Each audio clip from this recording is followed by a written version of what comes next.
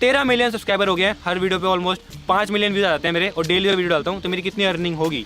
मेरी इतनी अर्निंग है कि मैं एस्टिमेटेडली कितना कमा लेते हो फुकरा भाई? आईफोन लेने जाओ 15-20 आईफोन तो खरीद ही सकते हैं। 14 pro max. As an influencer इतना पैसा कमाया ना मैंने, साला MBA बैंक स्टार्टअप कभी कहीं इतना पैसा नहीं कमाया। ये तस्वीर है टर्की की सोशल मीडिया इन्फ्लुएंसर कुबरा आइकूत की। लगभग 2 लाख फॉलोअर्स हैं इनके इंस्टाग्राम में, और इन तस्वीरों को देखते हुए आपके मन में यही ख्याल आ रहा होगा, वाह कितनी ब्यूटीफुल और खुश दिख रही है, इतनी लेविश लाइफस्टाइल है इसका, काश हमारी लाइफ भी बिल्कुल ऐसी ही होती। अगर मैं आपको ये बोलूं कि ये जो तस्वीर में दिख रही लड़की है वो आज इस दुनिया में है ही नहीं, तो ये सुनते ही आपको भी शौक लग गया होगा। और इसके पीछे एक ही रीजन था, ये सोशल मीडिया इन्फ्लुएंसर्स की डार्क रियलिटी। 23 सितंबर 2024 को 26 साल की कुबरा की मौत अपने ही अपार्टमेंट के 5th फ्लोर से गिरने की वजह से हो जाती है, और वो अपने पीछे एक नोट छोड़ जाती है जिसमें लिखा होता है कि मैं काफी दिनों से खुद के साथ स्ट्रगल कर रही थी, लेकिन ये किसी ने देखा ही नहीं। और उनके लास्ट के कुछ सोशल मीडिया पोस्ट अगर आप ध्यान से देखोगे तो आपको पता चलेगा कि कॉन्टिन्यूअसली वो अपनी वेट लूज होने की वजह से काफी परेशान थी, और उन्हें कुछ समझ नहीं आ रहा था कि वो करे तो करे क्या।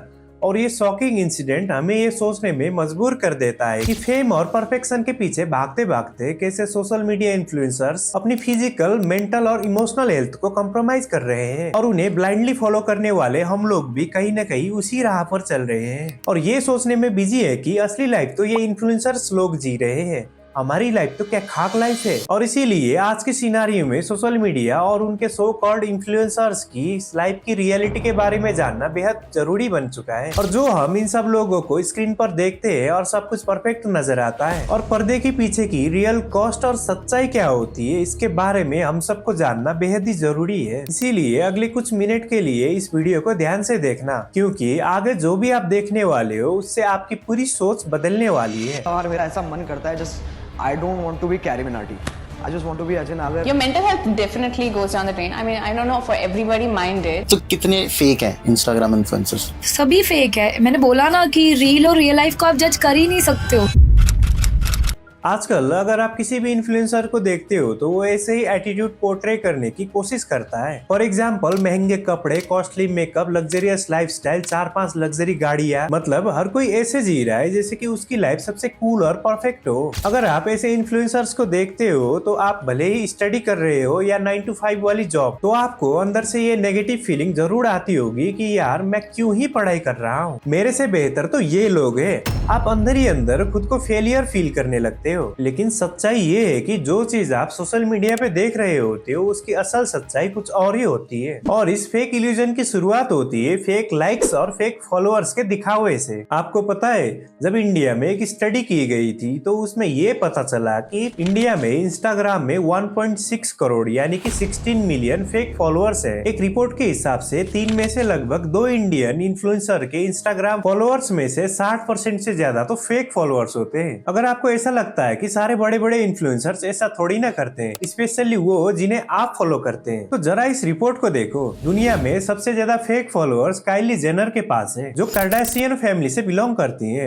लगभग 40% फेक फॉलोअर्स है इनके पास। और दूसरे नंबर पे इनके ही फैमिली से बिलोंग करने वाले केंडल जेनर के हैं। इनके भी अगर फेक फॉलोअर्स काउंट देखेंगे तो लगभग 37% फेक फॉलोअर्स है। तो अब सवाल ये है कि अगर इतनी बड़ी सेलिब्रिटी ये सब कर सकती है तो आप जिन इन्फ्लुएंसर्स को फॉलो कर रहे हो वो क्यों नहीं? ये सोशल मीडिया है, और जिन लोगों के पीछे आप अपनी कीमती समय वेस्ट कर रहे हो ना, वो पैसे के दम पे कुछ भी कर सकते हैं। चाहे वो फेक लाइफ हो, चाहे वो फेक लग्जरी हो, पैसे के दम पे सोशल मीडिया पे कुछ भी किया जा सकता है। वैसे बात सिर्फ फॉलोअर्स की नहीं है, कंटेंट भी कई बार स्क्रिप्टेड होता है। ये है ऑस्ट्रेलिया के वेलनेस इन्फ्लुएंसर गिब्सन, जिनकी स्टोरी ये थी कि इन्हें मल्टीपल टाइप ऑफ कैंसर थे इंक्लूडिंग ब्रेन कैंसर, और इन्होंने बताया कि एक डाइट प्लान को फॉलो करके इनके सारे कैंसर ठीक हो गए। दरअसल बात यहीं पर खत्म नहीं होती, उन्होंने इसी थीम को फॉलो करते हुए अपने फॉलोअर्स को बेवकूफ बनाना चालू कर दिया। अपना कुकबुक और डाइट प्लान ऐप लॉन्च किया, जिससे इन्होंने मिलियंस ऑफ डॉलर्स कमाए। लोगों को प्रॉमिस किया गया कि वो इस प्रॉफिट का शेयर चैरिटी में डोनेट करेंगे, बट एक इंटरव्यू में इनकी सारी पोल खुल गई, जिसमें ये पता चला कि इनको कभी भी किसी भी तरीके का कैंसर था ही नहीं, और ना ही कभी किसी चैरिटी में इसने पैसे डोनेट किए थे। और इसी वजह से मेलबोर्न की फेडरल कोर्ट ने वेल गिब्सन पे $4,10,000 का जुर्माना लगाया, और ये केस इतना हाईलाइट हुआ कि नेटफ्लिक्स पर एक सीरीज भी बनी। एप्पल साइडर विनेगर के नाम से, जिसमें विल गिब्सन की पूरी स्टोरी को दिखाया गया है। लेकिन मोरल ऑफ द स्टोरी यही है कि पैसे के लालच में एक इन्फ्लुएंसर किस हद तक जा सकता है और उन्हें फॉलो करने वाले लोग आंख बंद करके उन्हें फॉलो करते रहते हैं। और हमारे यहाँ भी ऐसी कई सारी स्टोरीज हैं और इस लफंडर को आप सबने कहीं न कहीं देखा ही होगा। हाल ही में इसकी एक वीडियो काफी वायरल हुई थी जिसमें वो फेक गिव अवे कर रहा था कि यहाँ पर मैंने पैसे रखे हैं, आकर ले जाओ। और फिर वीडियो शूट होते ही वो खुद उन पैसों को पकड़कर निकल लिया। मतलब कि सब कुछ सिर्फ व्यूज के लिए किया जाता है और हम ऐसे लोगों को फॉलो करते हैं और इस जैसे लोग बेटिंग ऐप को प्रमोट करके पैसे खा रहे हैं। अभी रिसेंटली आईबॉक्स के नाम से 1000 करोड़ वाला स्कैम बाहर आया था, जिसमें बड़े बड़े यूट्यूबर्स जैसे कि एलविस यादव, भारती सिंह, फुकरा इंसान जैसे कई सारे बड़े यूट्यूबर्स के नाम जुड़े हुए थे, क्योंकि इन लोगों ने इस ऐप को प्रमोट किया था। और इन जैसे लोग ऐसे ऐप को प्रमोट करके खुद तो पैसा कमा लेते हैं, लेकिन इन्हें फॉलो करने वाले लोग हजारों लाखों रुपए का नुकसान करवा लेते हैं। ऐसे कई सारे केसेस देखने को मिलते हैं जिनमें लोगों ने लाखों रुपए डुबाए हैं इन बेटिंग एप्स में पैसा लगाकर। हमेशा हम देखते थे उनको, हम फैन थे, सबका वीडियो आया तो ही हम सब पे मतलब इन्वेस्ट करना स्टार्ट किए। 5 से 10 ने मेरा पैसा नहीं किया। बेटा तुमने क्यों खेला? ये नशा है ना? 96 लाख रुपए का कर्ज है तुम्हारे ऊपर। गेम के चक्कर में सब कुछ खत्म हो गया। गेम्स के चक्कर में सब कुछ खत्म हो गया। इंडिया में मिसलीडिंग एड्स की संख्या इतनी ज्यादा हो चुकी है कि अब टीवी से भी ज्यादा लोगों को सोशल मीडिया के जरिए मिसलीड किया जाता है। एक रिपोर्ट के हिसाब से 94% जो भी मिसलीडिंग एड पकड़ी गई थी वो ऑनलाइन प्लेटफॉर्म के जरिए ही चलाई गई थी। इसके अलावा आए दिन नई गाड़ी की डिलीवरी लेते हुए आप अपने फेवरेट यूट्यूबर्स को देखते होंगे, जैसे कि इस वीडियो में देखो कि कैसे ये बंदा इतनी महंगी लैम्बोर्गिनी गाड़ी की डिलीवरी ले रहा है, जिसे देखने के बाद अब आप ये सोचते होंगे कि यार इस बंदे के पास तो पैसा ही पैसा होगा। बट अब आप इस गाड़ी का नंबर ध्यान से देखो और अब आप इन वीडियोस को भी देखो, हर वीडियो में सेम नंबर प्लेट है। अब ऐसा कैसे पॉसिबल हो सकता है कि सेम गाड़ी विद सेम नंबर प्लेट 10 लोगों ने खरीदी हो? एक्चुअली दुबई के एक शॉप में ये सारी चीजें पॉसिबल है। आपको रेंट में गाड़ी लेनी है, वीडियोस रील्स बनवानी है, कुछ पैसे दो और बस रेंट पे वीडियोस बनवा लो। आजकल सब कुछ पॉसिबल है।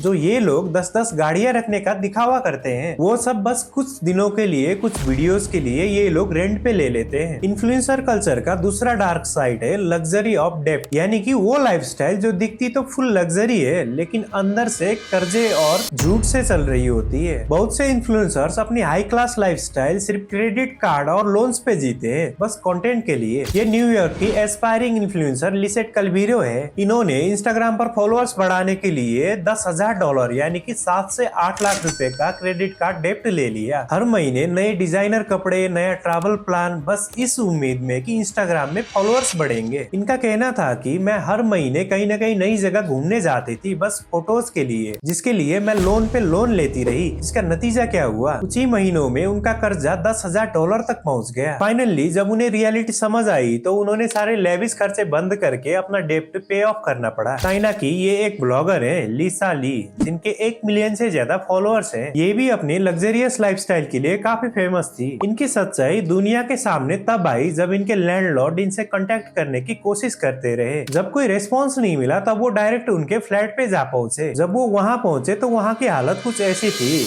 हर जगह गंदगी ही गंदगी फैली हुई थी। डॉग पूप से लेकर हर जगह कचरा ही कचरा फैला था, वो भी कुछ इस तरीके से कि प्रोफेशनल स्वीपर भी उस जगह को साफ करने से मना करता रहा। इसीलिए वो कहते हैं ना, जो दिखता है वो होता नहीं है और जो होता है वो दिखता नहीं है। अगर आपको अब भी भरोसा नहीं हो रहा है तो ये एक इंस्टाग्राम इन्फ्लुएंसर है पीहू शर्मा, जिनके अब ऑलमोस्ट 1 मिलियन फॉलोअर्स होने वाले इंस्टाग्राम पे। आप उनकी ये स्टेटमेंट सुनो जिसमें वो बता रही है इन्फ्लुएंसर की फेक लाइफस्टाइल के बारे में। और दूसरों को तो छोड़ो, उन्होंने तो अपने आप को भी फेक बता दिया। कपड़े से लेके अंडरवियर तक सब फेक है। सभी फेक है, सभी फेक है। इवन मतलब अगर आप मेरा ले लो ना, मैं कह रही हूँ मैं फेक हूँ। अगर मैं इंस्टा पे मैं रेगुलर डेली बेसिस पे नई नई वीडियोस डाल रही थी ड्रेसेस पहन के, उनको क्या पता मेरी रियलिटी क्या है। मैंने वीडियो बनाई, रिटर्न कर दी। अब रिसेंटली बिग बॉस में एक कंटेस्टेंट आई थी तानिया मित्तल के नाम से, जो कि काफी ज्यादा ट्रोल हुई थी अपनी फेक लाइफस्टाइल को लेकर, जिसने अपने घर के बारे में बताया कि उसका घर कितना आलीशान है, 7 स्टार होटल जैसा है, 150 से ज्यादा बॉडीगार्ड्स हैं उसके। बट रियलिटी कुछ ऐसी थी। तानिया ने कहा था कि उनका घर महल जैसा है।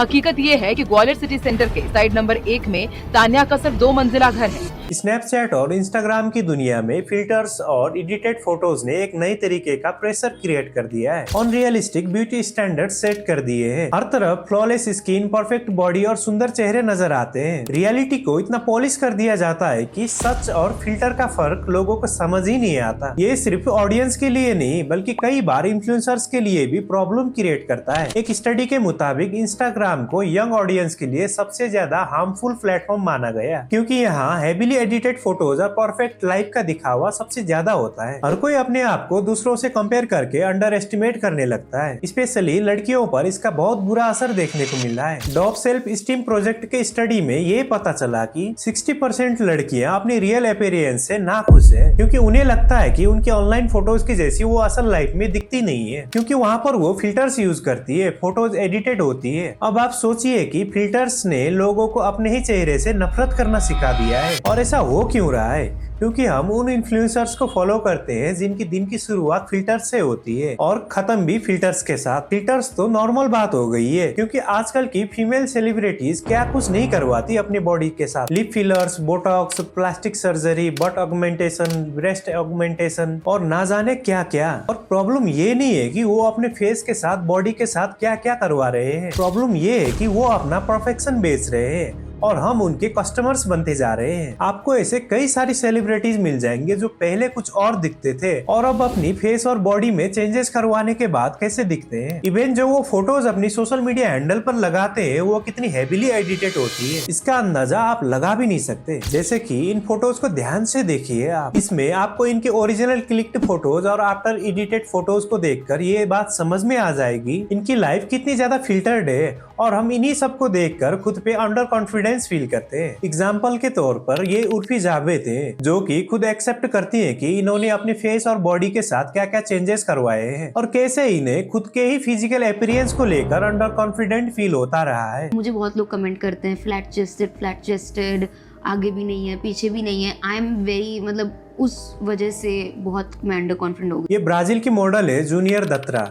अभी हाल ही में इनकी मौत हो गई ड्यू टू कॉस्मेटिक सर्जरी। ये मेनली फॉक्स आई कॉस्मेटिक सर्जरी है, जिसमें आई को लिफ्ट करके इलोंगेटेड शेप दिया जाता है। और सिर्फ लड़कियां ही नहीं बल्कि लड़के भी इस चीज का शिकार हो जाते हैं। सिक्स पैक एब्स और परफेक्ट बॉडी के लिए परफेक्ट फिटनेस फ्रीक का ऐसा चस्का चढ़ता है कि वो अपनी बॉडी में नेचुरल की जगह अननेचुरल सब्सटेंस डालने लगते हैं। ये है तरुण गिल, जो अपनी फिटनेस को लेकर काफी चर्चा में रहते थे, लेकिन इनकी असलियत क्या थी, कैसे स्टेरॉइड लेने की वजह से इनका शरीर पहले जैसा नहीं रहा और इनकी बॉडी में क्या क्या प्रॉब्लम्स आनी शुरू हो गई है। तो बॉडी तो मैंने 100 दिनों में बना दी और वो आपको मैंने सबको दिखाया, बट 100 दिनों के बाद आज मेरी बॉडी की कंडीशन ये है। और ऐसी ट्रांसफॉर्म्ड बॉडी से यहाँ तक पहुँचने में आप बोलोगे क्या हुआ, ऐसा क्या हुआ? सिर्फ 1 महीना लगा, सिर्फ 1 महीना, बिकॉज ऑफ किडनी डैमेज। देखो यार, बात सीधी है, कोई भी चीज बिना कीमत चुकाए नहीं आती है और सोशल मीडिया की फेम की कीमत भी कहीं ना कहीं इन इन्फ्लुएंसर्स को चुकानी ही पड़ती है। प्राइवेसी, हेल्थ और पीस सब कुछ दाव में लग जाता है। इन्फ्लुएंसर बनने के चक्कर में ये क्रिएटर्स अपनी जीवन को एक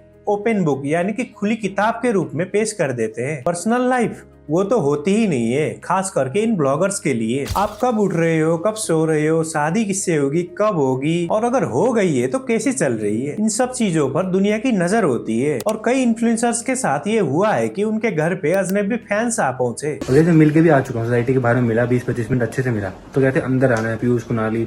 मैंने कहा भाई रात हो गई है, सोसाइटी के अंदर अलाउड नहीं है, हमको दिक्कत होगी, मत आना भाई। बट फिर भी पता नहीं कैसे वो अंदर आ गए और अब घर के बाहर ही खड़े आधे घंटे से। इसके अलावा ये फेम और कंटेंट क्रिएशन के दौर पे कई सारे क्रिएटर्स ने अपने स्लीप, डाइट, मेंटल हेल्थ सब कुछ के साथ कॉम्प्रोमाइज किया है और जो लोग देखते हैं उन्हें सिर्फ फैंसी लाइट्स दिखती है और पर्दे के पीछे ये क्रिएटर्स थकान और हेल्थ इश्यूज से जूझ रहे होते हैं। इंडिया में ही पिछले कुछ सालों में कई यंग कंटेंट क्रिएटर्स है जिन्होंने अपनी जान गंवा दी due to mental health struggle, और उनमें से एक नाम था 24 साल की मीशा अग्रवाल, एक टैलेंटेड एम्बिशियस लड़की जिसके इंस्टाग्राम पे 3 लाख से ज्यादा फॉलोअर्स थे और सिर्फ 2 दिन बाद वो अपना 25th बर्थडे सेलिब्रेट करने वाली थी और उसने खुद की लाइफ खत्म कर दी सिर्फ इसलिए क्योंकि उसके फॉलोअर्स कम होने लगे थे। सोचो, वो सिर्फ 25 साल की थी और आगे उसकी पूरी जिंदगी पड़ी हुई थी। इवन आप उसके इंस्टाग्राम में परफेक्ट सेल्फी और स्माइलिंग पिक्चर्स देखते हो, इसे देखकर कोई सोच भी नहीं सकता कि वो अंदर से मेंटल बैटल से लड़ रही थी। और सैडली यही तो है सोशल मीडिया की सच्चाई। यहाँ हर चेहरा फिल्टर्ड है, इमोशंस स्क्रिप्टेड लिमिटेड है और रियलिटी के लिए बहुत कम जगह है। अब ये सब देखने के बाद आपके मन में कई सारे सवाल आ रहे होंगे कि अगर सोशल मीडिया की लाइफ इतनी डार्क है तो हम करे क्या, किस पे ट्रस्ट करें, किसको फॉलो करें, क्या सारे इन्फ्लुएंसर्स एक जैसे होते हैं? और इसका जवाब है बिल्कुल नहीं। आसान भाषा में समझे तो सोशल मीडिया एक मार्केट है और आप एक कस्टमर, और कस्टमर सिर्फ वो चीजें कंज्यूम करता है या फिर करना चाहता है जो उसकी लाइफ में वैल्यू ऐड कर सके। अब नेक्स्ट टाइम जब आप सोशल मीडिया में स्क्रॉल कर रहे होते हो तब किसी इन्फ्लुएंसर की लग्जरियस लाइफ वाली पोस्ट दिखे तो अपने आप से ये सवाल पूछना और फिर रियलिटी और दिखावे का फर्क समझने की कोशिश करना। आंख बंद कर किसी भी इन्फ्लुएंसर को फॉलो करना एक बेवकूफी है। ऑथेंटिक इन्फ्लुएंसर को अप्रिशिएट करें जो आपकी लाइफ में कुछ वैल्यू ऐड करता हो, चाहे वो नॉलेज हो, इंटरटेनमेंट हो या फिर इंस्पिरेशन। अगर आपको लगता है कि इस वीडियो से आपको कुछ सीखने को, कुछ समझने को मिला है तो इस वीडियो को लाइक और चैनल को सब्सक्राइब जरूर करना।